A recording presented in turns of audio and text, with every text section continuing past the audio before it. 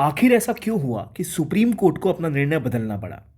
Supreme court ने आखिर ऐसा क्यों कहा कि अलीगढ़ मुस्लिम यूनिवर्सिटी को देखते समय हमें उसके इतिहास को ध्यान रखना चाहिए? आखिर एएमयू क्यों एक माइनॉरिटी इंस्टीट्यूशन नहीं था आज तक? या वो कभी था या कभी था भी नहीं? एएमयू की शुरुआत कैसे हुई? सर सैयद अहमद खान ने इसको क्यों शुरू किया? और आखिरकार क्यों एएमयू और कई ऐसे इंस्टीट्यूशंस अपने लिए माइनॉरिटी इंस्टीट्यूशन का दर्जा चाहते हैं? भारत में किस तरह को इंस्टीट्यूशन माइनॉरिटी बनता है, जानते हैं वो सारी कहानी इस वीडियो के अंतर्गत। आइए, स्वागत है आपका ज्ञान कोश पे। अब सबसे पहले समझे हुआ क्या। रिसेंटली सुप्रीम कोर्ट ने एक जजमेंट दी। सुप्रीम कोर्ट ने कहा कि 1967 में सुप्रीम कोर्ट का एक फैसला आया था। उन्होंने कहा कि जो फैसला उस समय आया था वो गलत था, और अपने फैसले को बदल के ये कहा कि एएमयू को माइनॉरिटी माना जा सकता है। अब सवाल यह है कि आखिर ऐसा क्या हुआ था कि पहले एएमयू को माइनॉरिटी नहीं माना जाता था, और एएमयू की शुरुआत कैसे हुई थी। हम थोड़ा इतिहास में चलते हैं। अलीगढ़ मुस्लिम यूनिवर्सिटी का डिस्प्यूट सालों पुराना है, लगभग 50 साल से भी ज़्यादा।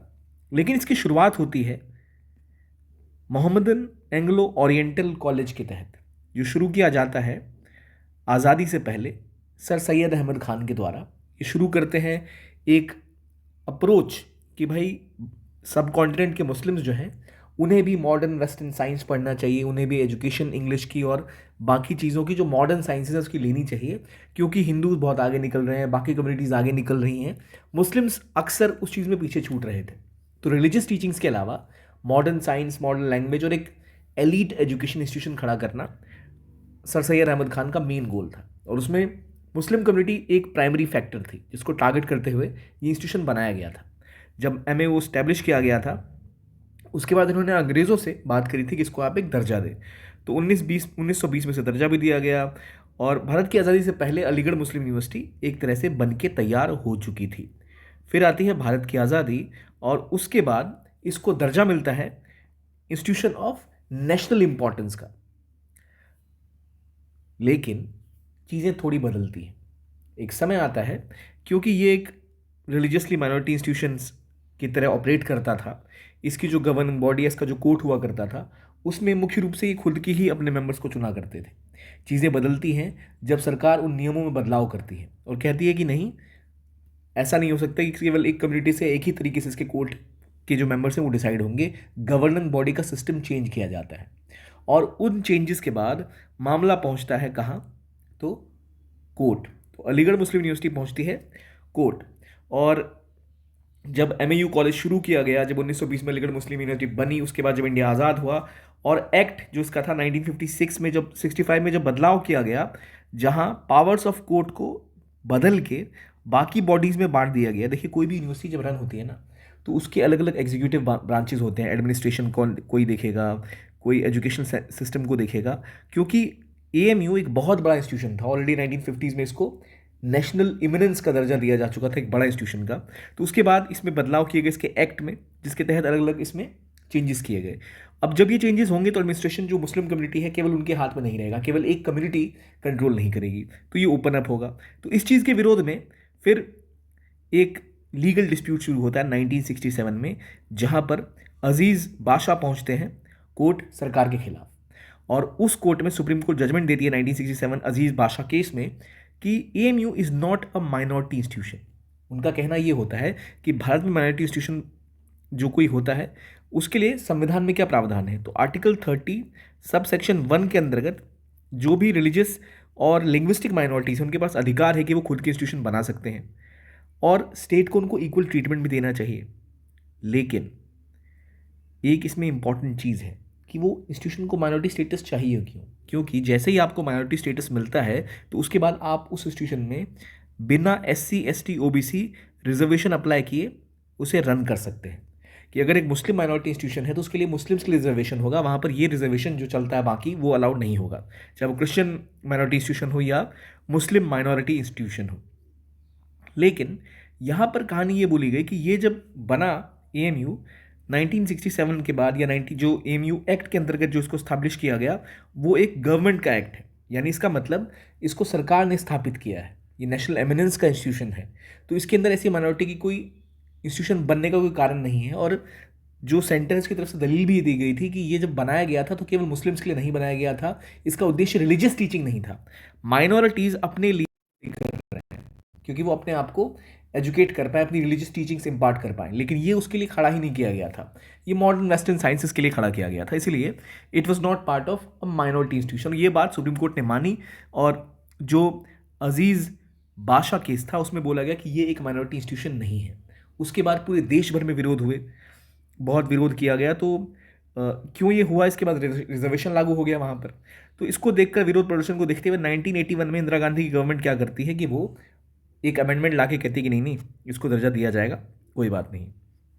लेकिन फिर मामला आता है 2005 में, जहाँ पर ये अपनी पोस्ट ग्रेजुएशन जो मेडिकल की एजुकेशन है उसमें 50% सीट्स मुस्लिम के लिए रिजर्व करती है, मुस्लिम स्टूडेंट्स के लिए।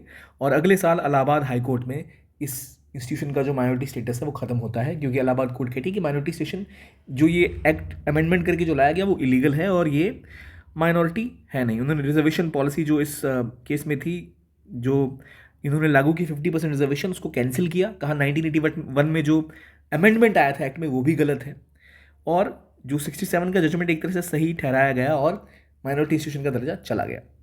उसके बाद से ये जंग लगातार चली आ रही है। उसके बाद ये लगातार सुप्रीम कोर्ट में दोबारा ये मामला उठाया गया, और 2016 में जो भारत की केंद्र सरकार है उन्होंने अपील पीछे खींच ली थी, कहा कि वो नहीं मानते कि माइनॉरिटी यूनिवर्सिटी है। अब यूनिवर्सिटी अकेले इस केस को लड़ रही थी। देखिए 1981 में जो बदलाव किए गए थे वो सेंट्रल गवर्नमेंट ने किए थे, यूनियन ऑफ इंडिया ने किए थे, तो वो भी पार्टी थे कोर्ट में, वो भी कहते हैं नहीं नहीं होना चाहिए माइनॉरिटी स्टेटस, लेकिन बाद में उन्होंने भी हाथ पीछे खींच लिए। अब सुप्रीम कोर्ट दोबारा आई है और सुप्रीम कोर्ट का कहना है कि नहीं, 1967 का जो वर्डिक्ट है वो गलत है। क्यों?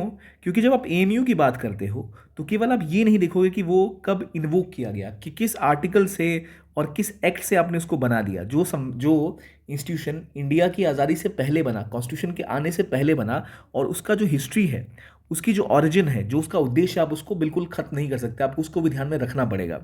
7-4-3 से डिसीजन लिया गया कि नहीं, इसकी ऑरिजिन, इसकी हिस्ट्री, इसको स्टैब्लिश करने का उद्देश्य क्या था वो भी देखिए, और ये सही में स्टैब्लिश कब किया गया था, तो आज़ादी से पहले स्टैब्लिश किया गया था, तो इसलिए इसका अपना हिस्टोरिकल ऑरिजिन देखना चाहिए और इसलिए इसको माइनॉरिटी का स्टेटस मिलना चाहिए।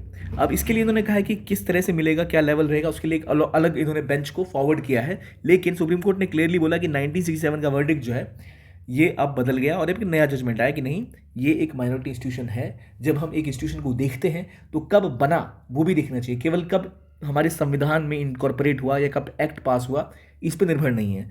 जो बात करते हैं एडमिनिस्ट्रेशन की, तो उनका कहना है केवल एक ही धर्म के लोग किसी इंस्टीट्यूशन को एडमिनिस्टर करेंगे, इसके लिए फोर्स नहीं करना पड़ेगा। अगर एक मुस्लिम माइनॉरिटी इंस्टीट्यूशन है तो हर कोई मुस्लिम हो जो उसको एडमिनिस्टर करे, ज़रूरी नहीं कि केवल वो रिलीजियस टीचिंग ही पढ़ाए, वो मॉडर्न एजुकेशन भी दे सकते हैं। इसलिए ज़रूरी नहीं है कि इसको माइनॉरिटी स्टेटस ना दिया जाए जस्ट इसलिए कि इसको यूजीसी की मान्यता प्राप्त है और ये एक एक्ट के तहत बनाया गया बाद में, लेकिन इसका हिस्टोरिकल ऑरिजिन उससे पहले कुछ और रहा, इसलिए इसको वो दर्जा देना कोर्ट को लॉजिकल लगा और ये जजमेंट दी गई। अब इस जजमेंट के बाद एक नई बेंच डिसाइड करेगी कि इसका माइनॉरिटी स्टेटस किस तरह से डिसाइड होगा, लेकिन ये एक लैंडमार्क जजमेंट है जहाँ पर एएमयू का लगभग 50 से 60 साल पुराना ये जो मुद्दा है ये अब कुछ रिजॉल्व होता दिख रहा है। और 1981 के अमेंडमेंट को भी गलत ठहराया था जिस हाई कोर्ट की जजमेंट ने, याद रखिए, फिर से क्लियर करता हूँ, 1920 में एएमयू एक्ट के तहत स्टैब्लिश होता है, 1950s में इसको नेशनल एमिनेंस का दर्जा मिल जाता है, 67 में ये कोर्ट केस चलता है। 67 में कोर्ट केस क्यों चला था? क्योंकि 1965 और 50s के बाद लगातार इसका जो एडमिनिस्ट्रेटिव स्ट्रक्चर था उसमें सरकार द्वारा बदलाव किए गए थे, केंद्र सरकार द्वारा। 1967 में सुप्रीम कोर्ट जजमेंट देती है कि नहीं, अजीज़ बादशाह केस में कि माइनॉरिटी इंस्टीट्यूशन नहीं है। उसके बाद देश भर में विरोध प्रदर्शन होता है, तो 1981 में एक अमेंडमेंट के तहत बोला जाता है कि नहीं, ये माइनॉरिटी इंस्टीट्यूशन है।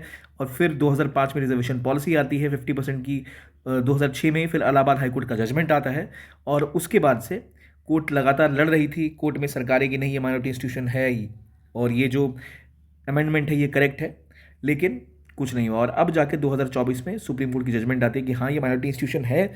67 का जो जजमेंट था वो एक तरह से डिफर करते हैं उससे, उसको गलत मानते हैं, और अब एक नया एक बेंच बनेगी जो डिसाइड करेगी इंस्टीट्यूशन किस तरह से माइनॉरिटी का स्ट्रक्चर इसका होगा, जो और डिटेल में इसके बारे में आगे की चीज़ें डिसाइड करेगा। तो ये इस एएमयू की पूरी कहानी है, और पूरी वजह ही यही है कि अब इसके बाद यहाँ पर रिजर्वेशन लागू नहीं होगा SC ST OBCs के लिए, और एक अलग माइनॉरिटी इंस्टीट्यूशन की तरह ये रन कर पाएगा।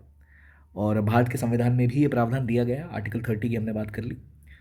अब जैसे ये अलीगढ़ मुस्लिम यूनिवर्सिटी का केस हमने समझा, आपको हर एक टॉपिक डिटेल में बेहतर तरीके से पता होना चाहिए। अब यूपीएससी की तैयारी कर रहे हैं तो बहुत अच्छी अपॉर्चुनिटी है आपके लिए, क्योंकि पीडब्ल्यू ओनली आईएएस लाए हैं आपके लिए फाउंडेशन कोर्सेज केवल 7,999 से शुरू, जहां पर आपके पास संकल्प और टाइटन जैसे बैचेज हैं जो इंग्लिश और इंग्लिश में उपलब्ध हैं। प्रहार और टाइटन जैसे बैचेज जो 2025 के लिए हैं, जो इंग्लिश और इंग्लिश में उपलब्ध हैं, जहां जिन कोर्सेज में आपको बहुत हाई क्वालिटी क्लासेस मिलेंगी, साथ में लाइव और रिकॉर्डेड क्लासेस का आपके पास ऑप्शन होगा। आप लाइव भी अटेंड कर सकते हैं, रिकॉर्डेड भी देख सकते हैं, जहाँ टीचर्स आपके साथ डायरेक्टली कम्युनिकेट करते हैं। आपके पास सी सेट क्लासेस होंगी, डेली एमसीक्यू मेंस के क्वेश्चन, आपके पास जीएस की ई बुक्स मिलेंगी जो बहुत कॉम्प्रिहेंसिव है। ये सब सुविधाएं उपलब्ध हैं आपके लिए हमारे इन कोर्सेज में। लिंक आपको डिस्क्रिप्शन में या कमेंट बॉक्स में मिल जाएगा, जहाँ से आप इस कोर्स तक पहुँच के इसे ज्वाइन कर सकते हैं। ये था आज का सेशन ज्ञानकोश का।